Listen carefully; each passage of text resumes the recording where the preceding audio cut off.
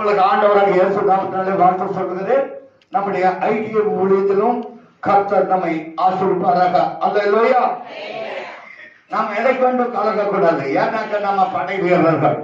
யாருடைய படை வீரர்கள்? கர்த்தரின் படை வீரர்கள். சீறி வரும் சிங்கங்களை கூட துரத்தி துரத்தி அடிக்கலாம். அல்லேலூயா. வேதம் சொல்றது என்ன சொல்றது? சாத்தான் கட்சிக்கிற சிங்கத்தை போல யாரை விழுங்கலாம் என்று வகை தேடி சுற்றிட்டு இருக்கிறான். இந்த வருடத்திலே சிங்கங்களை நம்ம என்ன பண்ண போறோம்? துரத்தி துரத்தி அடிக்க போறோம். அல்லேலூயா. உங்களால ஒன்னும் எங்களை பண்ண முடியாது. ஏன்னாக்க கர்த்தர் எங்களோடு இருக்கிறார். அல்லேலூயா. இன்றைக்கு வாசித்த சங்கீதம் 104 சங்கீதம் 33 வசனம் 34 வசனத்தை வாசிப்போம்.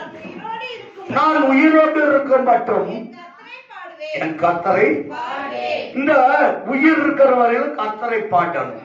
யாரை பாடணும்? கர்த்தரை பாடுவேன். நான் உயிரோடு உள்ள மட்டும் என் கர்த்தரை பாடுவேன். நான் உள் அளவும் என் தேவனை நான் என்ன பண்ண போகிறேன்? கீர்த்தனம் பண்ண போகிறேன். அல்லேலூயா சொல்லுவோமா? நம்முடைய தேவன் தந்த இந்த உயிர் மூச்சில் இருக்கிறவர்கள் தேவனை பாடணும். நான் உள்ளவர்களும் தேவனை கீர்த்தனம் பண்ணணும். அதுதான் இன்றைக்கு வாசித்த சங்கீதம். இந்த வருடம் முழுவதும் தேவனை பாடணும். அவரை பாடாமல் இருக்கக்கூடாது. அல்லேலூயா. அல்லேலூயா. அதோடு மட்டுமல்ல, அவரை தியானிக்கணும். அவர் என்ன பண்ணணும்? தியானம் செய்யணும். எப்படி தியானம் செய்யணும்? எப்படி தியானம் செய்வது? ஜபத்தினாலே தியானம் செய்யணும். ஜபத்தினாலே என்ன பண்ணணும்?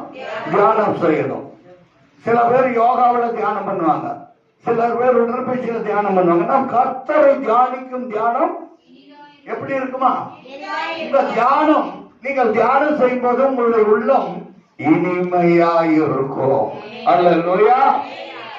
தேனிலும் தேனிலும் மதுரம் உள்ளதாக இருக்கும். தேனிலும் தேனிலும் மதுரம் உள்ளதாக இருக்கும். தேன்கோட்டிலிருந்து ஒழுகிற தேனை போல உங்களுடைய வாழ்க்கை தித்திப்பாய் மாறும். 19 இருக்குதா? இருக்குது சங்கீதம். தேனிலும் தேன்கூட்டிலும் ஒழுக தேனிலும் மதுரம் உள்ளதாக இருக்கும். அல்லேலூயா. சங்கீதம் 19 இருக்குன்னு நினைக்கிறேன்.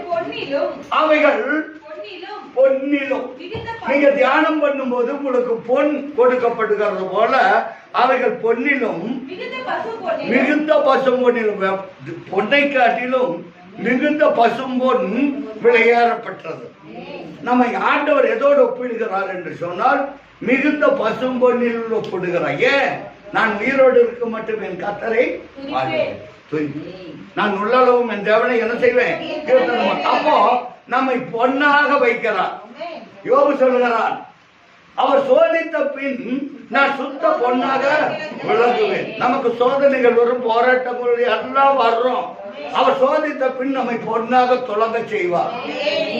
பசும் பொன்னாக மாற்றி விடுவார்.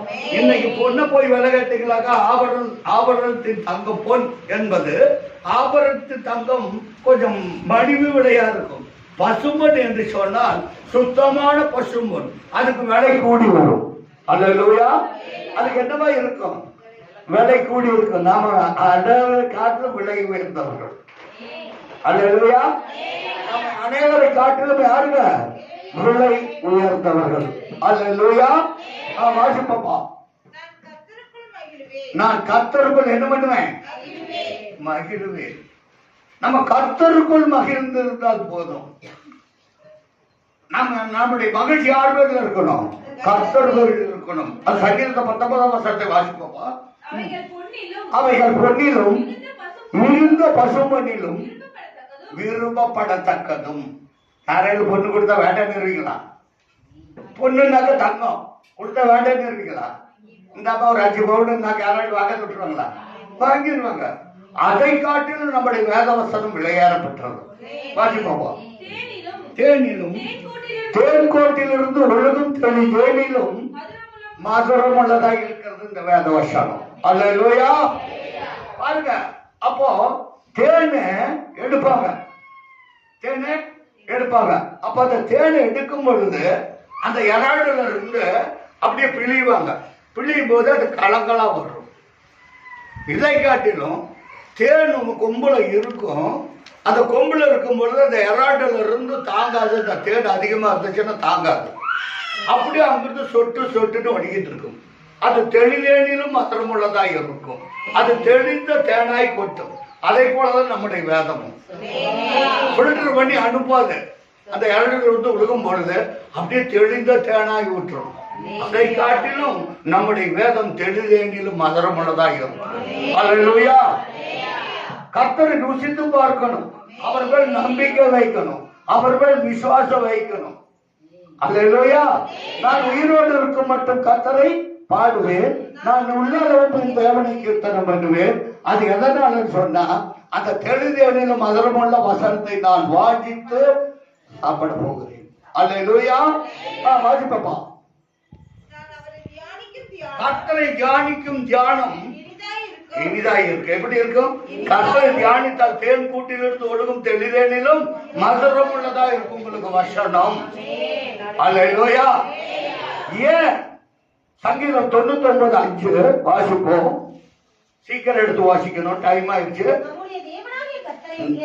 நம்முடைய தேவனாகிய கர்த்தரை உயர்த்தணும். இன்னைக்கு அரசியல்வாதிகளை உயர்த்துறாங்க. எதற்காக?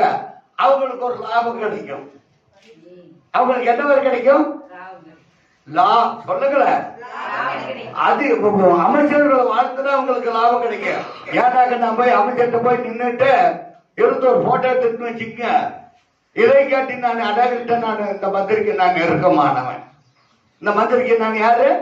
நெருக்கமானவன் அப்படின்னு சொன்னா அவங்க ஏதாவது எனக்கு ஆதாயம் கிடைக்குன்னு சொல்லிட்டு பணத்தை கொடுப்பாங்க. அல்லேலூயா. மந்திரிட்ட இருந்து ஏதாவது ஒரு உதவி வாங்கி தருவாங்கன்னு பணத்தை கொடுப்பாங்க. இப்படித்தான் அரசியல் வாழ்க்கை ஓடிக்கொண்டு இருக்கிறது. அல்லேலூயா. ஆனா நம்ம அப்படி அல்ல. நான் அவரை தியானிக்கும் தியானம் இனிதாக இருக்கும். வாசிப்போம். நான் கர்த்தருக்குள் என்ன செய்வேன்? மகிழ்வேன். நம்ம கர்த்தருக்குள் மகிழ்ந்தால் போதும். நாம் யாருக்கு மகிழ்ந்தோம்? கர்த்தருக்குள்ளாக மகிழ்ந்தோம். அதான் சங்கீதம் 99:5 வாசிக்கிறீங்க. வாசிப்போம். நம்முடைய தேவனாகிய கர்த்தரை உயர்த்தணும். அல்லேலூயா. அவங்க நாமம் உயர்த்தப்படணும். எல்லாரும் கரங்களை வச்சு அல்லேலூயா சொல்லுவான். அல்லேலூயா. நாம் அவருடைய நாமத்தை என்ன பண்ணணும்? உயர்த்தணும். அவரை உயர்த்தினால் நம்மை தேவன் என்ன சொல்றார்? உயர்த்துவாரா? உயர்த்த மாட்டார்? உயர்த்துவார். எந்த நிலையில் இருந்தாலும் நம்மை உயர்த்துகிற தேவன் அவர்தான். அல்லேலூயா. அவர் நம்மை உதாசீனப்படுத்துகிறவர் அல்ல. அவர் நம்மை என்ன செய்கிறவர் அல்ல? உதாசீனப்படுத்துகிறவர்கள் அல்ல. மனிதர்கள் உதாசீனப்படுத்தி விடுவார்கள். ஆனால் நம்முடைய தேவனை உயர்த்தும் போது நம்மை உயர்த்தி வைப்பார். சிறியவனை குப்பையிலிருந்து எடுத்து உயர்த்தி வைக்கிறார். சிறியவனை புழுதியிலிருந்து எடுத்து உயர்த்தி வைக்கிறார். அவர்கள் ராஜாக்களோடு பிரபுக்களோடு அமர செய்கிறார். அல்லேலூயா. நான் சொன்ன நீங்க நான் பெருமைக்கு சொல்றேன்னு நினைக்கிறீங்க. பேங்க்ல புதுசா ஒரு இன்சூரன்ஸ் ஆக்சிடென்ட், அதாவது பர்சனல் ஆக்சிடென்ட் இன்சூரன்ஸ் பாயின்னு அது பேரு. அந்த பர்சனல் ஆக்சிடென்ட் இன்சூரன்ஸ் அறிமுகம் ஆடனாங்க சென்னை ஸ்டேட்லயே ஃபர்ஸ்ட் நான் தான். அல்லேலூயா. அதிகமா எழுதி அதிகமா இன்சூரன்ஸ் பாலிசி போட்டது நான் தான். அல்லேலூயா. ஏன்னு சொன்னாக்க கர்த்தருடைய பிள்ளைகளை நான் உயர்த்த போகிறேங்கிறத கர்த்தர் காண்பிக்கிறோம். அப்போ ஸ்டேட் லெவல்ல ஃபர்ஸ்ட் என்ன பண்ணிட்டாங்க? போட்டோ எடுத்து அது ஒரு சீடி போட்டு ஸ்டேட் முழுவதும் எல்லாம் ஸ்டேட்ல ஆல் இண்டியா ஃபுல்லாவே என்னுடைய போட்டோவை போட்டு டெலிகாஸ்ட் பண்ணிட்டாங்க. கம்ப்யூட்டர் ஓபன் பண்ணோன்னு பேங்க்ல ஓபன் பண்ணோன்னு என்னுடைய இதுதான் ஃபர்ஸ்ட் வரும். ஏன்னு சொன்னா கர்த்தருடைய பிள்ளைகளுக்கும் ஞானத்தை கொடுப்பார். அவரை உயர்ந்த அடைக்கல் வைப்பாரு. நான் அவரை தியானிக்கும் தியானம் இனிதா இருக்குன்னா இனிதா இருக்கும். நம்முடைய வாழ்க்கை இனிதா இருக்குன்னா கர்த்தரை பாடி புகழணும். அல்லேலூயா. கர்த்தரை பாடி புகழ்ந்தால் நம்மை தேவன் உயர்த்துவார். அதுல ஒரு சேர்ச்சில கிடையாது, மாற்றம் கிடையாது. நம்மை உயர்த்துவார். அவர் பலத்த கரங்களுக்குள் அடையும். ஏற்ற காலத்திலே அவர் உங்களை உயர்த்தும். அவருடைய பலத்த கரங்களுக்குள்ளாக எப்படி இருக்கணும்? அடக்கி இருக்கணும். இங்க படிக்க பிள்ளைங்க சொல்லுங்க. அடக்கும் அமரினுள் பாத்தீங்களா? அப்ப திருக்குள்ளே அடக்க வேண்டும். நமக்கு கர்த்தருக்குள் கரத்துக்குள்ளாக அடங்கி இருக்கணும். நம்ம கர்த்தருடைய வசனத்துக்கு காத்து இருக்கிறோம். அப்பதான் தேவன் நம்மை உயர்த்துவார். ஏற்ற காலத்தில் அவர் உயர்த்துவார். அல்லேலூயா. சிறுமைப்பட்டவர்களுடைய வாழ்க்கை ஒருபோதும் கெட்டு போக விட மாட்டார். நம்ம சிறுமை இப்படியே மாற்றி விடுமா, நம்முடைய நோய் இப்படியே மாற்றி விடுமா என்று நம்ம நினைக்கூடாது. அவரை உயர்த்தணும், அவரை உயர்த்தி பாடணும். அவருடைய நாமம் மாத்திரம் நமக்கு இருக்கும். அவருடைய நாமமே எல்லாமே வேறொரு நாம நமக்கு கட்டளை இடப்படவில்லை. அல்லேலூயா, அல்லேலூயா. யார் சொன்னாங்க? நம்ம விசுவாசிக்கணும். அல்லேலூயா. எரேமியா தீர்க்கதரிசன புத்தகம் 33ஆம் அதிகாரம் 15வது வசனம்.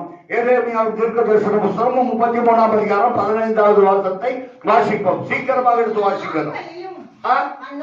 அந்நாட்களிலும் அக்காலத்திலும் நீதியும் 13 13:15 எரேமியா 13:15. அல்லேலூயா. இங்க வந்து உட்கார்ந்து இருக்கிறவர்கள் என்ன பண்ணணும்? உங்களுடைய காதுகளை கொடுத்து கேட்கணும். ஏற்ற காலத்தில் அவர் என்னை உயர்த்துவார். எல்லாம் சொல்லுங்கள, தலைமையில கை வச்சு சொல்லுங்க. அவர் ஏற்ற காலத்திலே என்னை உயர்த்துவார். அல்லேலூயா, அல்லேலூயா. அவர் ஏற்ற காலத்தில் உயர்த்துகிற தேவனை நாம் ஆராதிக்கிறோம். நான் உயிரோடு இருக்கும் மட்டும் என் தேவனைக்கு என்ன பண்ணுவேன்? துதிப்பேன். நான் உள்ளளவும் என் தேவனை என்ன செய்ய போகிறேன்? கீர்த்தனம். ஏன்? எதனால? அவர் என்னை உயர்த்துவார். அவர் என்னை என்ன செய்ய போகிறாரு? உயர்த்த போகிறார். நீ யாரும் தாழ்த்தப்பட்டு போகிறது இல்லை. அவர் உயர்த்துகிற தேவன். அல்லேலூயா, அல்லேலூயா. எனக்கு அருமையான தேவை சொல்லுங்களை கர்த்தர் சொல்லுகிறது மாத்திரம் நீங்க கேளுங்க. எரேமியா தீர்க்கதரிசன புத்தகம் 13ஆம் அதிகாரம் 15வது வசனம் என்ன சொல்லுகிறது? நீங்கள் என்ன பண்ணுங்க? இந்த காதை கொடுத்து கேட்ட போது வசனம் உங்களுக்குள்ளாக கிரி செய்யும். வசனம் தான் உங்களுடைய வாய்கள் செய்யும். அவர் காரியத்தை வாய்க்க செய்கிற தெய்வம். உங்களைய என்னையும் வந்து அவருடைய வார்த்தை செவி கொடுத்தால் போதும். வேற எதுவும் நீங்க வேண்டாம். நீங்க செவி கொடுத்து செய்வது நலமானது. அல்லேலூயா, அல்லேலூயா. வாசிப்பா. அல்லேலூயா. இதுல என்ன வரக்கூடாது? இந்த வசந்தம் எனக்கு வந்து என்ன பண்ண போகுது? கிரிய செய்ய போகுதா? சுகத்தை கொடுக்க போகுதா? என்ன உயர்த்த போகிறாரா? உயர்த்த போகுதா? ஏதோ இந்த வசந்த சொல்றதுக்கு கேட்கறதுக்கு போயிருக்கிறேன். ஏதோ நான் தெரியாம எடுத்துக்கிட்டோம். அதனால நம்ம உட்கார்ந்து இருக்கிறோம். இது என்னங்க? மேட்டின்மை. நான் உயிரோடு இருக்கும் மட்டும் கத்தருக்கு பண்ணாங்க. நமக்குள்ளாக மேட்டின்மை வரக்கூடாது. நீங்க என்ன பண்ணணும்? அனைவரும் செவி கொடுத்து கேட்கணும். வாசி பாப்பா. நீங்கள் செவி கொடுத்து கேளுங்கள், மேட்டின்மையாயிராதீர்கள். சொன்னார். உங்களுக்குள்ளாக மேட்டின்மை வரக்கூடாது. மேட்டின்மை வந்தா கர்த்தருடைய ஆசீர்வாதம் தங்காது, உயர முடியாது. அடுத்த வசனத்தை வாசிப்போம். அவர் தேவன் அந்தகாரத்தை வருவதற்கு முன்னும் இரண்டு மலைகளில் இருண்டி போச்சு வாழ்க்கை. அங்க என்ன ஆகும்? காலு இடரும். அங்க என்ன பண்ணு? காலு இருட்டு வந்துருச்சு. போயிட்டே இருக்கிறோம். இருட்டு வந்துருச்சு. மலை மேல ஏறுறோம். அங்க என்னாச்சு? கல்லு இருக்கும். நடந்துட்டே இருந்தா எக்ஸ்பீரியன்ஸ் இருந்தா நடப்போம். புதுசா போற இடத்துல என்ன ஆகும்? நம்முடைய கால்கள் இடரும். உங்கள் கால்கள் இடறதுக்கு முன்பும் நீங்கள் என்னத்துக்கு காத்திருக்கணும்? நீங்கள் வெளிச்சத்தின் பிள்ளைகள். நீங்கள் வெளிச்சத்துக்கு காத்திருக்கும் போது அவர் அதை அந்தகாரமும் காரிருளுமாக மாற பண்ணுவதற்கு முன்பும் உங்கள் தேவனாகிய கர்த்தருக்கு என்ன செலுத்தணும்? மகிமை செலுத்தணும், பாடணும், துதிக்கணும். அல்லேலூயா. நீங்க என்ன பண்ணணும்? பாடணும். அல்லேலூயா. அப்பதான் உங்களுக்கு தேவன் உயர்த்துவார். அல்லேலூயா, அல்லேலூயா. அதுவே பிரியமான தேவஜனங்கள், உங்கள் தேவனை என்ன செய்யணும்? பாடணும். அப்புறம் என்ன பண்ணணும்? உயர்த்தணும். அப்புறம் மகிமை படுத்தணும். அல்லேலூயா. துதிச்சா போதும். நான் அவரை தியானிக்கும் தியானம் எப்படி இருக்கும்? இனிதா இருக்கும். துதிக்க துதிக்க என்ன துதிக்க நம்மை உயர்த்துவார். நம்ம துதிக்காதையோ உட்கார்ந்து இருந்தோம்னா ஒரு பிரயோஜனமும் இல்லை. பெரிய பாச பிரசங்கம் பண்ணுவார். துதிக்காத இருக்கிறது எது? துதிக்காத இருக்கிறது எது? சேலம். அல்லேலூயா. ஒரு ஷடம் இருக்கும், அங்க எரும மாடுகள் எல்லாம் எஞ்சிட்டு இருக்கும். இதை என்ன பண்ணும்? உயிர் இல்லாதது. இந்த எருமை எல்லாம் என்ன பண்ணும்? மேஞ்சிட்டே இருக்கும், உடம்பு பின்படுத்துக்கும். அது என்ன பண்ணும்? போய் தேய்க்க அந்த சேலையில. அது உயிர் இருக்குதா? என் மேல தேய்க்காதுங்க. நம்ம ஆண்டவருடைய வார்த்தையை துதிக்கணும். நம்ம யார? உயிரோடு ஜீவன் உள்ளவர்கள். நம்ம உயிரோடு இருக்க மாட்டோம். நம்ம யாராச்சும் நம்ம வந்து தேய்த்து பார்த்தால் ஒன்னும் விட்டுருமா? எருமா வந்து நம்ம மேல போதிச்சுன்னு வச்சுக்கோங்க, விடுவோமா? அடிச்சு தோர்த்திடுறோம். எனக்கு அருமையான தேவதைகள், நம்ம உயிர் இருக்கிறவர்கள் கர்த்தரை துதிக்கணும். துதிச்சாதான் இன்பம் பெருகும். துதிச்சாதான் நம்ம உயர்த்தப்படுவார். அல்லேலூயா, அல்லேலூயா. ஆகவே பிரியமான தேவஜனங்கள், கர்த்தர் சொல்றது நீங்க நன்றாய் கேட்டுக்கொள்ளணும். அல்லேலூயா, அல்லேலூயா. அதுதான் சொல்லி இருக்கிறது. கர்த்தருக்கு என்ன செலுத்தணும்? நீங்கள் மகிமையை செலுத்தணும். கர்த்தருக்கு நீங்க என்ன செலுத்தணும்? மகிமையை செலுத்தணும். அல்லேலூயா, அல்லேலூயா. 31:15 இதெல்லாம் வர்றதுக்கு முன்னாடி நீங்க கர்த்தரை துதிங்க, கர்த்தருக்கு மகிமையை செலுத்துங்க. அது உங்களை உயர்த்தும். அல்லேலூயா, அல்லேலூயா. வாசிப்போம். 1 தீமோத்தேயு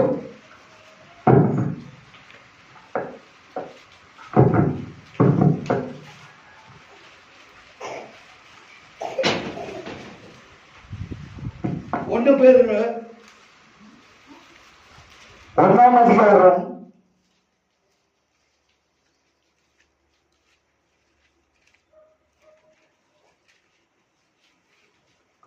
5வது வசனத்தை வாசிப்போம்.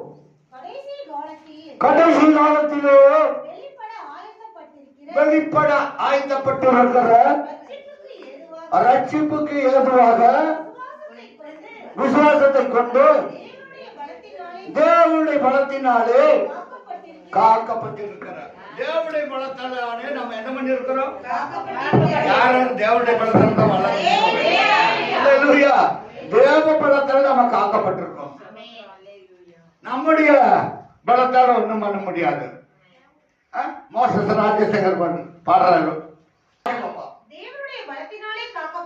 தேவனுடைய பலத்தினால் தான் நான் காக்கப்பட்டிருக்கிறேன்.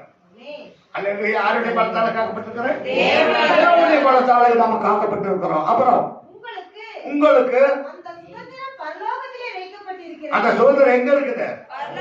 பரலோகத்தில் வைக்கப்படுறதுக்கு. அதற்காக கழிவு இருக்கு. அல்லேலூயா. கர்த்தரை மகிமைப்படுத்தணும். கரங்களை தட்டணும். ஒரு வார்த்தை வருதுன்னு சொல்ல அல்லேலூயா சொல்லணும். ஒரு வார்த்தை வருதுன்னா ஆமேன்னு சொல்லணும். உங்களுக்கு பலம் வருதுன்னு சொன்னா ஆமேன்னு சொல்லணும். அப்பதான் அதுக்கு உங்களுக்குள்ள அதை கிரிய செய்யும். அல்லேலூயா. நாம வந்து உட்காந்து கேட்டப்பதான் சொன்னேன், எருமை வந்து எது மேல வரையில, கிளை மேல வரையில. அது என்ன பண்ணுது? அப்படியே உட்காந்து அப்படியே கம்முன்னு இருக்கு. எருமை வரைய வரைக்கும் வரைக்கும் அந்த முடியாத பற்ற வரைக்கும் வரைஞ்சிட்டு போயிடும். நம்ம சாத்தா நம்ம வரைய வர்றோம். அப்ப என்ன பண்ணணும்? நாம என்னவா இருக்கணும்? விழித்து கொள்ளணும். சாத்தா நம்ம மேல வரைய வருவான். அப்பாலை இப்போ சாத்தான்னு சொல்லணும். சொல்றது விளக்குதா எல்லாருக்கும்? அல்லேலூயா. சாத்தான் சோதிக்க வருவான். நாங்க இன்னைக்கு பொண்ணாக விளங்க செய்வோம். அல்லேலூயா. சோதித்த பின் சுத்த பொண்ணாக விளங்குவேன். நான் விளங்குவேன். இங்க பரலோகத்துல இருக்குது தேவபலம். எனக்கு எங்க இருக்குது? பரலோகத்துல இருக்கு. நீங்க துதிக்கும் பொழுது, நீங்க ஜெபிக்கும் போது, அவரை தியானிக்கும் போது, அந்த பரலோகத்தில் இருந்து உங்களுக்கு பலன் வரும். உங்களுக்கு பலன் குன்றி போயிடுச்சுன்னு ஒரு நாள் நினைக்க கூடாது. அவரை துதிச்சா போதும். துதிக்க துதிக்க இன்பம் பெருகும். துதிக்க துதிக்க உயர்த்தப்படுவீங்க. அல்லேலூயா, அல்லேலூயா. வாங்கி போவா. இதுல மிகவும் சந்தோஷப்படுங்கள். உன்னத்தப்பா பட்டம் எடுத்துட்டியா? எடுத்துக்கப்பா. இதுல மிகவும் நீங்க என்ன பண்ணணும்? சந்தோஷப்படுகிறீர்கள் என்றாலும். ஆனால் என்னடா அது? இப்பதான் சொன்னாரு பரலோகத்தில் உங்களுக்கு எல்லாம் இருக்குதுன்னு சொன்னாரு. இப்போ இதை பத்தி சந்தோஷப்படுகிறீர்கள் என்றாலும் ஒரு கேள்வி வந்துருச்சு. என்றாலும் துன்பப்பட வேண்டியது கர்த்தருடைய பிள்ளைகளுக்கு துன்பம் வரும், போராட்டம் வரும், பிரச்சனைகள் வரும். உங்களுக்கு சந்தோஷமா இருந்தாலும் அதுலயும் ஒரு துன்பத்தை கொண்டு வருவான் சாத்தான். ஒரே இதுக்கு வருவான் லேஷா, இவங்களை போய் மோதி பார்க்கலாம், டச் பண்ணி பார்க்கலான்னு. ஆனா தேவபலன் எங்க இருக்கிறத? பரலோகத்தில் இருக்கிறது. கூப்பிடும் பொழுது துதிக்கும் பொழுது தேவபலன் நமக்கு வரும். இருந்தாலும் உபத்திரவம் வரும், போராட்டங்கள் வரும். ஆனாலும் நம் கலங்கி விடக்கூடாது. கர்த்தர் படை கலங்கிடுமோ யுத்தத்தை கண்டு. நம் கர்த்தருடைய படைகள் யுத்தத்தை கண்டு பயப்படக்கூடாது. இப்பொழுது கொஞ்ச காலம் பலவிதமான சோதனையாலே துக்கப்படுவீர்கள், அழிந்து போகிற. அப்போ இந்த அழிந்து போகிற பொண்ணு அக்னியினாலே சோதிக்கப்படுகிறது. எதனால சோதிக்கப்படுகிறது? பொண்ணை எடுத்தா அப்படியே ஆபரணமா பண்ண முடியாது, எடுத்த உடனே நெக்லஸ் பண்ண முடியாது. அந்த தங்கத்தை எடுத்து அக்னியில போட்டு நல்லா புடம்பிட்டப்பட்டு அப்புறம் தான் சுத்தம் பண்ணாங்க. நம்மையும் அப்படித்தான் சோதனைகள் வரும், போராட்டங்கள் வரும், பிரச்சனைகள் வரும், எல்லாத்தையும் சகிக்கணும். ஏன்னா எனக்கு பலன் உண்டு பண்ணுகிற எங்க இருக்கிறாரு? பரலோகத்தில் இருக்கிறார். அதை விசுவாசிக்கணும்.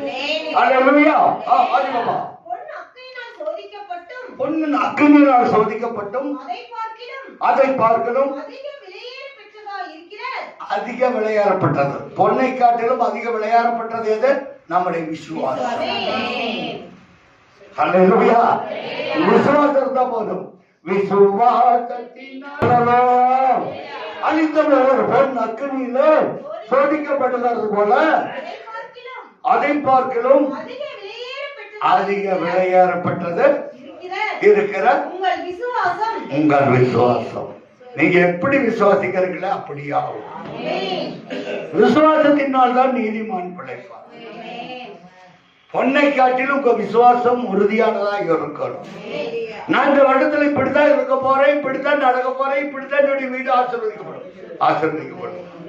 நீங்க உங்களை வாயை கொண்டே ஆண்டவர் கேட்பார், நீ எப்படி இருக்கிற விரும்புற? நோயாளிகளை கண்டு ஆண்டவர் கேட்டார், நீ சொஸ்தமடைய விரும்புகிறாயா? ஆமாண்டவரே, நான் சொஸ்தமடைய விரும்புகிறேன். பெரும்பாடுள்ள சிறு என்ன நினைச்சா, நான் எப்படியாவது தன கூட்டத்தில் நான் போய் ஆண்டவரை தொட முடியாது, நான் எப்படியாலும் ஆண்டவருடைய வஸ்திரத்தையாவது இந்த கூட்டத்தில் போய் நான் தொட போறேன் அப்படின்ட்டு போனான். அவள் ஒரு பொருத்தனையோடு போனாள். நான் போய் தொட போறேன், அவருடைய அங்கி நான் தொட்டால் சுகம் அடைவன். 12 வருடங்களாக உபத்திரவப்பட்டவள் தன்னுடைய ஆஸ்தி முழுவதையும் விற்று போட்டு செலவழித்து, ஆஸ்தியை செலவழித்து ஒன்று முடியாமல் போய் நான் இயேசுவை நான் என்ன பண்ண போகிறேன்? அவருடைய வஸ்திரத்தை மாத்திரம் தொட்டால் போதும். இந்த வருடத்தில் நான் இப்படித்தான் இருக்க போறேன், இப்படித்தான் கர்த்தர் என்னை பரலோகத்திலிருந்து மகிமையால் வெளிப்படுவார், அவர் என்னை ஆசீர்வதிப்பார் விசுவாசிகள். அப்படியே நடக்கும். ஏதா நீங்க செவி கொடுத்து கேட்க வந்திருக்கிறது நல்ல விசுவாசத்தை கொண்டு நீங்க சொல்ல அறிக்கை எடுக்கணும். இந்த வருடத்துல நான் இப்படித்தான் கடந்து போவேன். ஏன்னா எனக்கு முன்பாக கடந்து செல்வர் இயேசு உண்டு, நமக்கு முன்பாக போகிறவர் இயேசு உண்டு. அல்லேலூயா.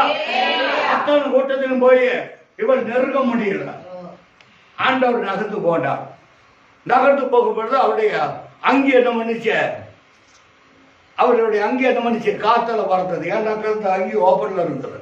இந்த ஒரு பக்கம் அங்கி காத்துல பறந்து பண்ணா அவன் கைக்கு கிடைச்சிருச்சு. போய் தொட்டுட்டான். விசுவாசத்தினால் தொட்டான். உடனே அவருடைய சரீரத்திலிருந்து ஒரு வல்லமை கூறப்பட்டது. இன்றைக்கும் தேவன் வல்லமையாய் விளங்குவார் உங்களுக்கு. அவருடைய வல்லமை கூறப்பட்டது. உடனே ஆண்டவர் கேட்டார், என்னுடைய வஸ்திரத்தை யார் தொட்டது என்று கேட்டார். அதற்கு சீசர்கள் எல்லாரும் பார்த்து இத்தனை கூட்டர்களை யாருக்கும் வஸ்திரம் தொட்டாங்க, அநேகருக்கும் வஸ்திரத்தை தொட்டிருக்கலாம், அநேகர் ஆண்டவரை தேடலாம், அநேகர் கர்த்தருடைய வஸ்திரத்தை தொடலாம். ஆனாலும் மகிமை அவருடைய வஸ்திரத்தின் வல்லமை யாருக்கு புறப்பட்டது? பெரும்பாலுள்ள ஸ்திரீ. அதுதான் மேன்மை, அதுதான் மேன்மை. அவங்க சொன்னாங்க சீசர்கள், இத்தனை பேர் இருக்கிறாங்க, ஆண்டவர் உங்களுடைய வஸ்திரத்தை தொட்டதை யாருன்னு நான் கண்டுபிடிக்க முடியுமா? முடியாது. யாரு விசுவாசாங்க? யாருக்கு காது கொடுத்து கேட்டாங்க இயேசு வருகிறார்கள்.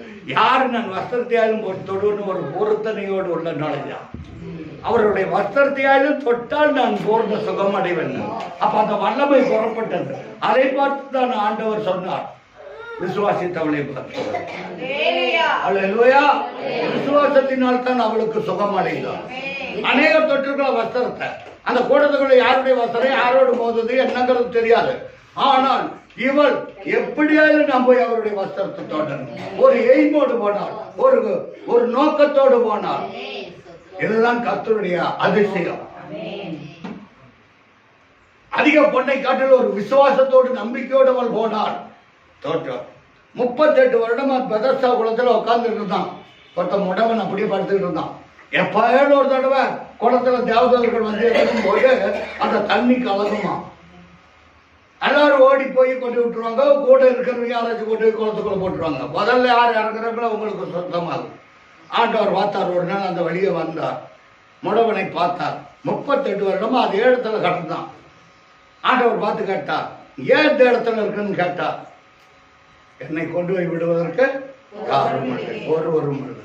உங்களை என்னை கொண்டு வருவதற்கு கர்த்தருடைய பரிசுத்த ஆவியானவர் இருக்கிறார். விசுவாசிக்க நீங்க விசுவாசத்தோடு கேட்கணும். என்னை நடத்துவதற்கு என் தேவன் இருக்கிறார். எந்த காலத்திலும் எந்த நேரத்திலும் எந்த நிமிஷத்துல கூட நமக்கு கண்ணிமைக்கு நேரம் கூட நம்மை உறங்காமலும் தூங்காமலும் பாதுகாக்கிறவர் ஆகிறார். இஸ்ரவேலை காக்கிற தேவன் உறங்குகிறதும் இல்லை தூங்குகிறதும் இல்லை. நீங்க விசுவாசிக்கணும். நம்ம தூங்கிடுவோம், ஆனால் நம்மை காக்கிறதவன் உறங்குகிறது இல்லை.